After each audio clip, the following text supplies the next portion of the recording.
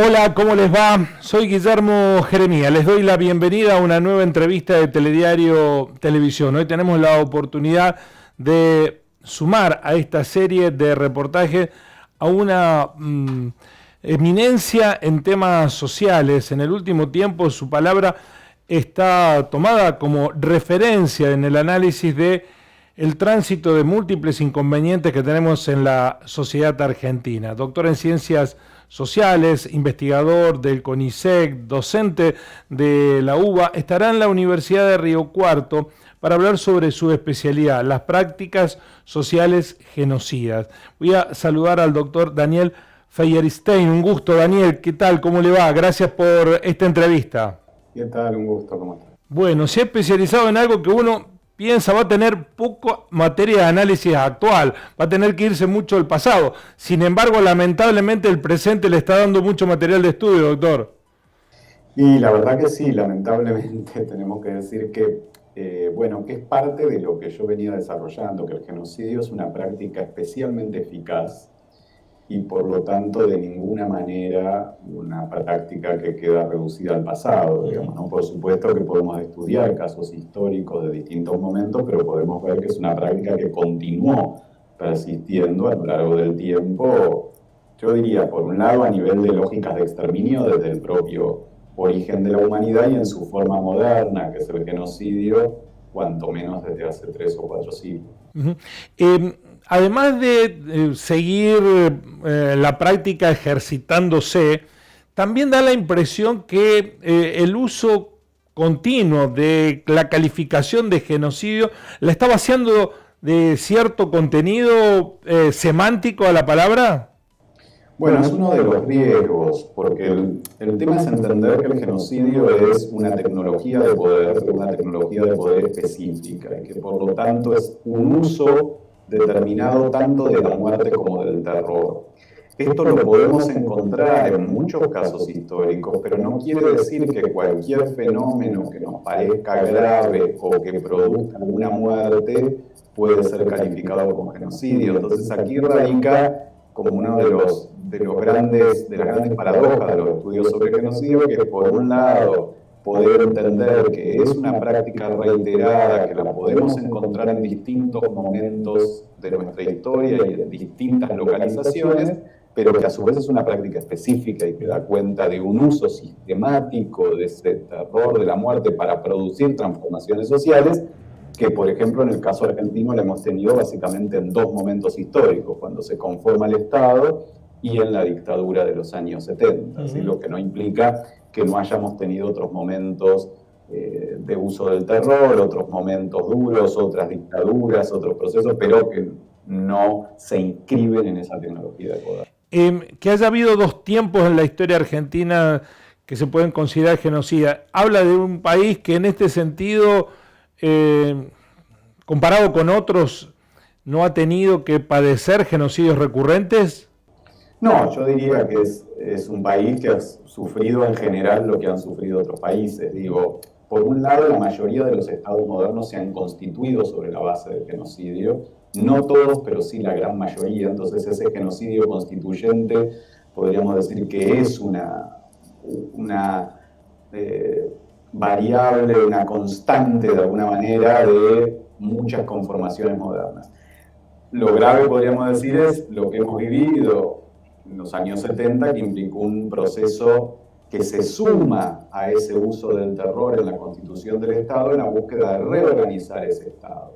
Y creo que lo interesante es entender también que el genocidio es un proceso que se desarrolla a lo largo del tiempo y que entonces una cosa es que tengamos el proceso completo que implica haber llegado a la instancia de exterminio y haber transformado la identidad de un pueblo, que es el objetivo del genocidio, pero también podemos encontrar, y eso es lo grave en los momentos actuales, podemos identificar momentos previos que van llevando a la posibilidad de un genocidio, que tiene que ver con procesos de estigmatización, procesos de hostigamiento de ciertos grupos de población.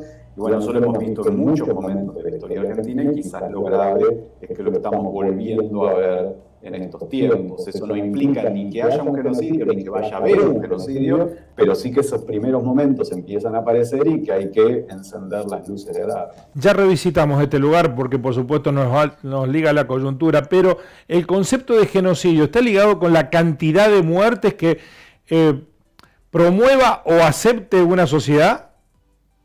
No necesariamente, porque si uno pusiera una cantidad estaría avalando un número menos y eso sería como un proceso interminable, pero lo que sí está claro es que ese uso del terror y del exterminio tiene dos características fundamentales que deben estar presentes.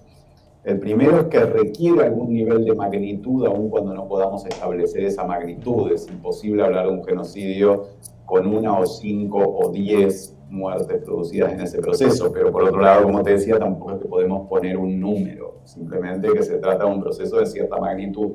Lo segundo es que el uso de esas muertes y el uso de ese terror busca transformar la identidad de un pueblo. Y esto también es un elemento importante porque uno tiene hechos que han producido una cantidad muy significativa de muertes, por darte un ejemplo muy conocido, las bombas atómicas en Hiroshima y Nagasaki, pero que sin embargo su objetivo no era el de transformar ni destruir ni reconfigurar la identidad de ningún pueblo, y en ese sentido tampoco se podrían capturar o incluir en el concepto de genocidio. Uh-huh.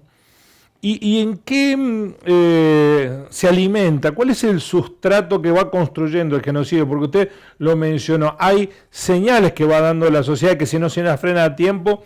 ¿Qué es lo que hace que justifique semejante atrocidad?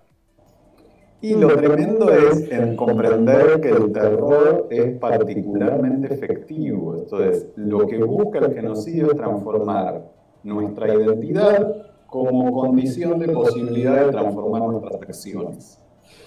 Ahora, como en definitiva, aunque somos animales muy evolucionados, somos animales, aquello que pone en riesgo nuestra supervivencia, aquello que moviliza nuestro terror, es especialmente efectivo.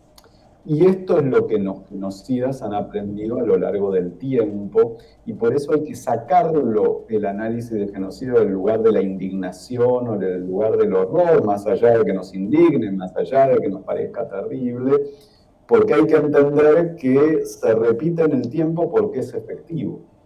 Y entonces hay que comprender cuál es su efectividad para poder confrontarlo con mayor potencia, ¿sí? Aunque es bastante triste comprender que justamente que no es que se trata de que alguien enloqueció, que no es que se trata que un grupo malvado tomó el poder, sino que se trata de que es una tecnología de poder especialmente eficaz. Por esto que te decía, por aquello que moviliza nuestro terror, aquello que afecta nuestra identidad a través del terror, logra resultados muy rápidos y muy efectivos. ¿En qué medida han las redes sociales, o para ponerlo en otro plano, la planetización de los problemas del mundo han ayudado a evitar genocidio o los están alimentando? A ver, son dos problemas distintos. Uno decís la globalización, otro sería las redes sociales, ¿no? Yo creo que la globalización ha tenido, por un lado, la posibilidad de que la información sobre estos procesos circule con mayor velocidad. Y esta velocidad de la circulación de la información a veces permite alguna forma de reacción social a estos hechos. Ahora, por otro lado, esa globalización ha sido mucho más fuerte en el aprendizaje que permiten los genocidas que en el aprendizaje que permiten entre quienes son sus víctimas. Y en ese sentido ha jugado como una herramienta que generó muchísimo aprendizaje terrible en muy poco tiempo, ¿sí? Ahora, las redes sociales lamentablemente han jugado un papel bastante negativo, y esto no porque fuera la intención de sus creadores que el papel fuera negativo, sino porque se dio una paradoja que nadie hubiese imaginado. que es que el algoritmo de viralización de la mayoría de las redes, de las búsquedas en Google, de Facebook, de Twitter, de Instagram, ese mecanismo de viralización se alimenta de nuestros clics o de nuestras búsquedas. Ahora, lo que ocurre es que esos clics y esas búsquedas se llevan a cabo en un ámbito de intimidad. Es una acción social, pero que sin embargo lo hacemos en un ámbito de intimidad. Y esto lo que genera es que las inhibiciones sociales, que en una instancia social funcionan muy bien, en esa instancia íntima se caen, porque no nos está mirando nadie cuando hacemos clic.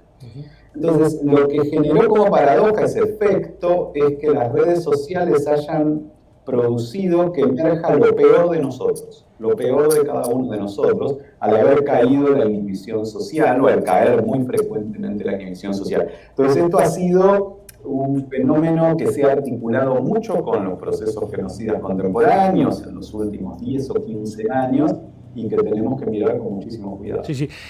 Puesto en estos términos, para ver si lo entendí bien, doctor, los odiadores sociales no se cuidan de sacar a la luz su manifestación de odio en ámbitos comunitarios, públicos, pero no se cuidan cuando están en soledad frente a un dispositivo. Sí, lo que te corregiría es que no le pasa solamente a quienes podríamos llamar los odiadores sociales, sino que nos pasa a todos. Esto es, cada uno de nosotros, solo ante la red, termina siendo mucho menos sociable y mucho menos solidario que en una instancia colectiva.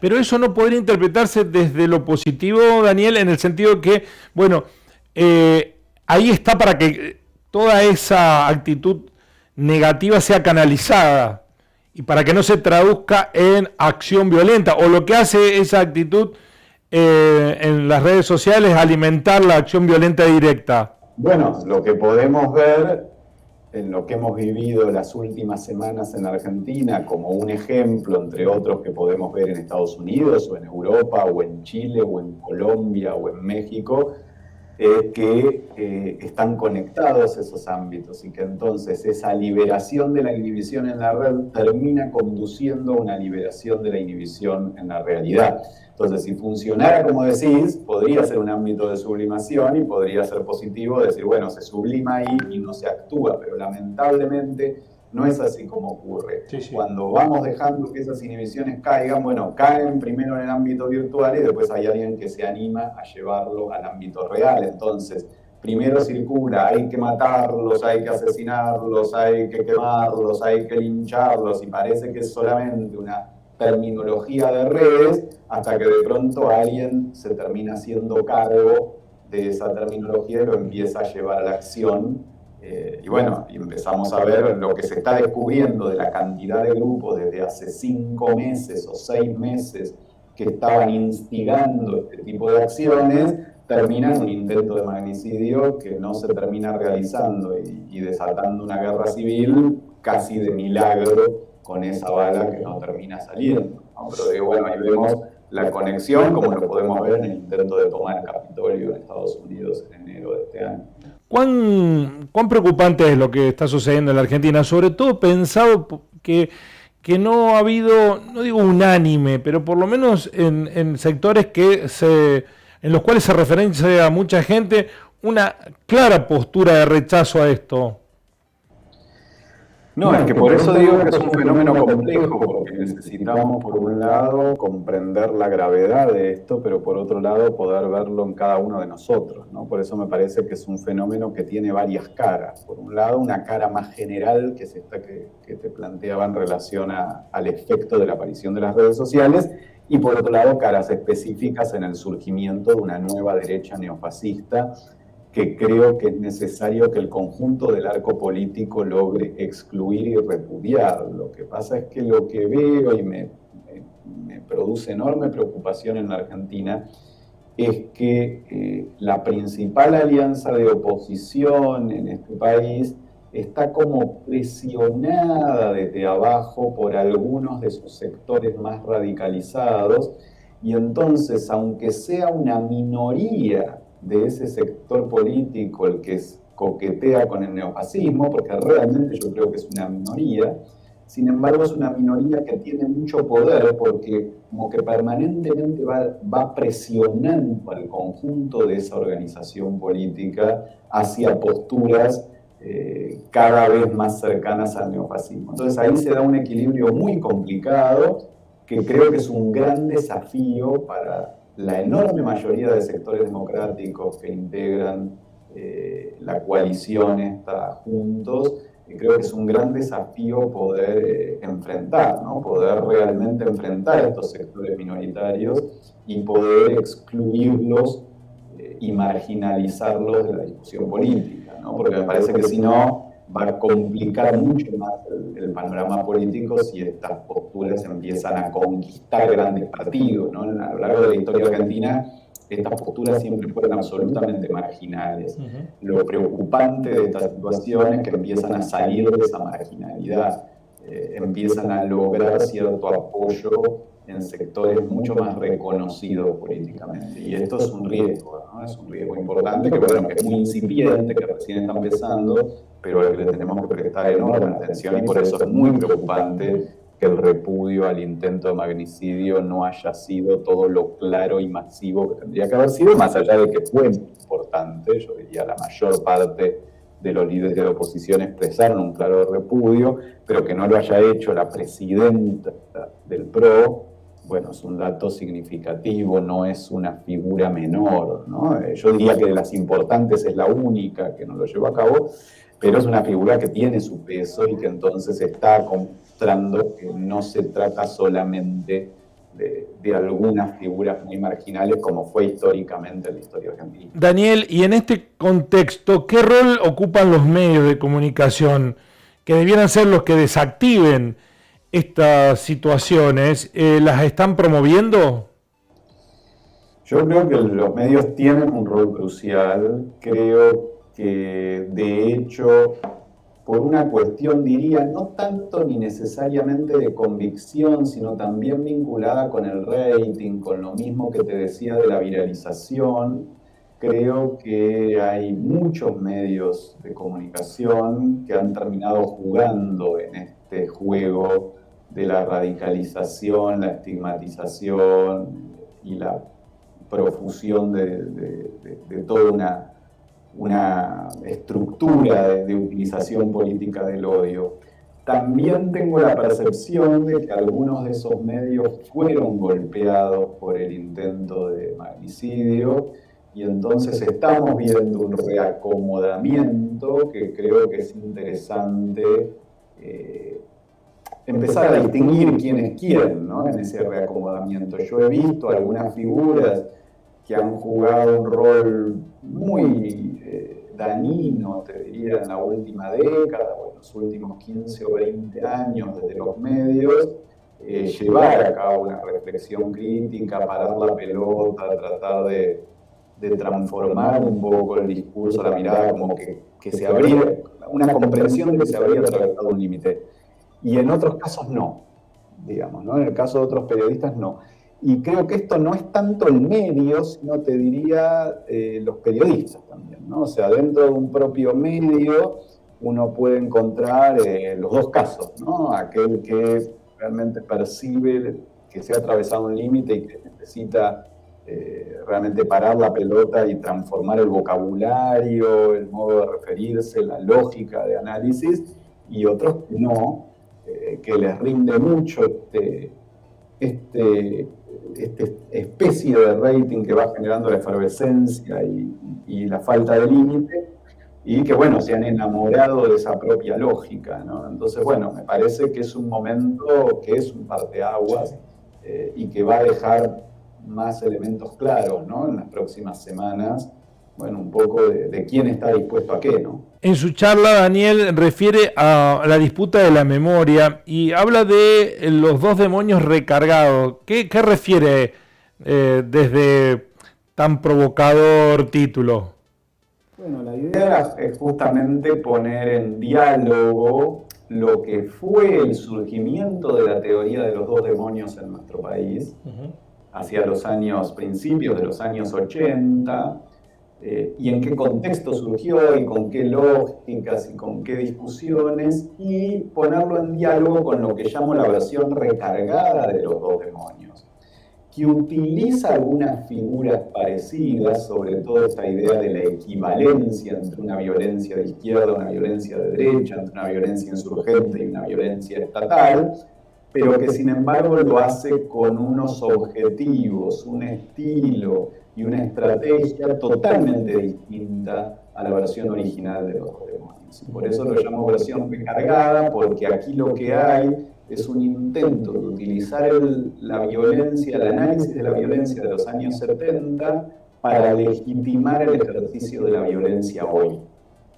Y esto no estaba en la versión original de los dos demonios. Entonces lo que voy a decir es, la sociedad argentina logró rebelarse frente a los dos demonios, logró plantear una cantidad de cuestionamientos a esas lógicas, y luego comenzó a avanzar hacia el año 2011, 2012, 2013, esta versión recargada de los dos demonios, que la idea mía es poder identificar sus elementos, dejar claro su gravedad y pensar sus articulaciones con lógicas negacionistas, algo que tampoco estaba en la versión original de los dos demonios. Entonces la idea es, bueno, poder entender con qué sistemas de representación estamos confrontando hoy y poder comprender que la situación histórica y política ha cambiado en estos últimos 40 años. Daniel, dos últimas preguntas. La primera está ligada con la cuestión de la pedagogía. ¿En qué medida en esto el genocidio sobre todo el genocidio a los judíos, se ha instalado pedagógicamente tan fuerte que uno percibe que hay una memoria constante de esa situación? Pero hay otros genocidios que no hubo tal tarea de consolidar la memoria. ¿En qué medida la sociedad argentina tiene memoria activa, para utilizar un término muy recurrente, de lo que nos pasó a nosotros en el genocidio de los años 70? Hay tanta expectativa ahora por una película, Argentina 1985, que habla del juicio a los genocidas, que pareciera hasta como una herramienta necesaria de tener un elemento comunicacional fuerte para que las nuevas generaciones adviertan lo que implica transitar estos caminos tan peligrosos.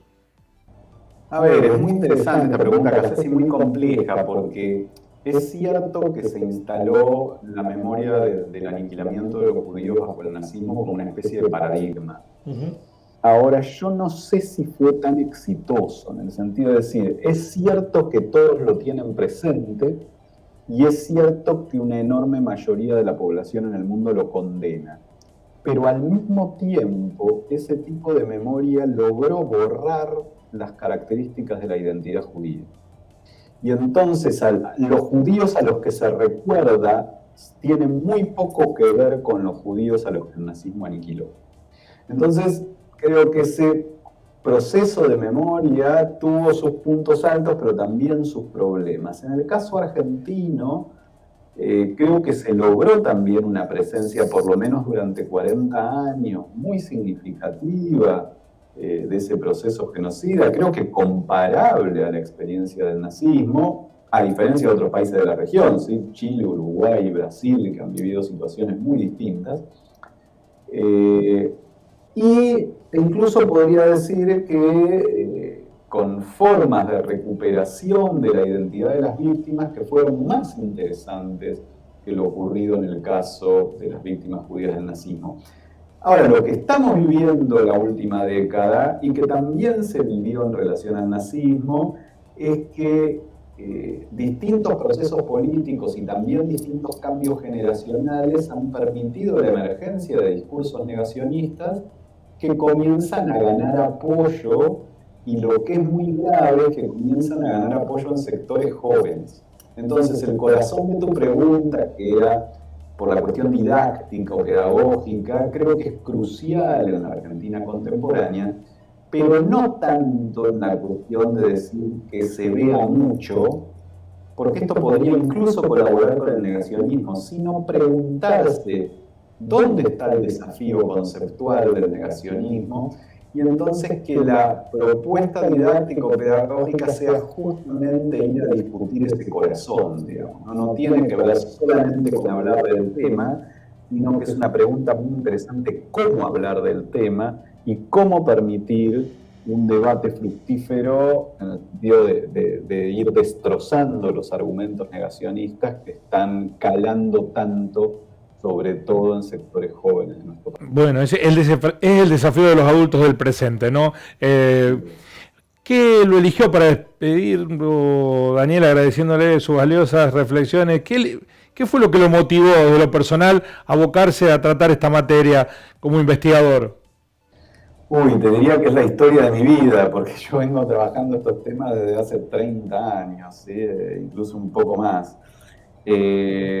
A ver, yo diría que 2 o 3 hechos históricos que se cruzaron en mi vida, ¿sí? Por un lado, mi herencia judía es lo que me llevó mis primeros trabajos de investigación fueron justamente sobre el genocidio nazi, y tenía que ver con que las respuestas que se daban en los años 80, 90, cuando yo empecé a trabajar, no me conformaban en relación al nazismo, y la idea era poder ver otras características de lo que había implicado el genocidio nazi. Pero al mismo tiempo yo viví, primero de niño, luego de adolescente, ya la dictadura en Argentina. Empecé muy temprano, todavía al final de la dictadura, a militar en organismos de derechos humanos, y entonces también la experiencia argentina me atravesaba, y la idea sobre todo, que eso fue muy fuerte en muchos organismos de derechos humanos, de aprovechar aprendizajes del nazismo, de la experiencia de confrontación con el nazismo, para poder entender mejor y luchar mejor en la Argentina, ¿no? Y yo diría que todo mi trabajo de investigación siempre estuvo orientado a poder darle contenido a esa conexión, digamos, ¿no? Esa conexión de cómo aprender del nazismo para poder luchar mejor y dar una disputa mejor por la memoria en el caso argentino. Daniel, agradecido, no solo por la entrevista, sino porque nos ayude a pensar. Por favor, muchas gracias a vos. Muy amable. Bueno, un lujo que nos hemos dado en la entrevista de Telediario, visitante de la Universidad Nacional de Río Cuarto, un especialista en un tema que es muy sensible en un momento, en una coyuntura en donde Argentina nos debiera a todos los que queremos seguir viviendo en un país en paz, reflexionar sobre lo que nos está sucediendo. Nos encontramos en una próxima entrevista de Telediario Televisión. Gracias por estar ahí. Así son las cosas.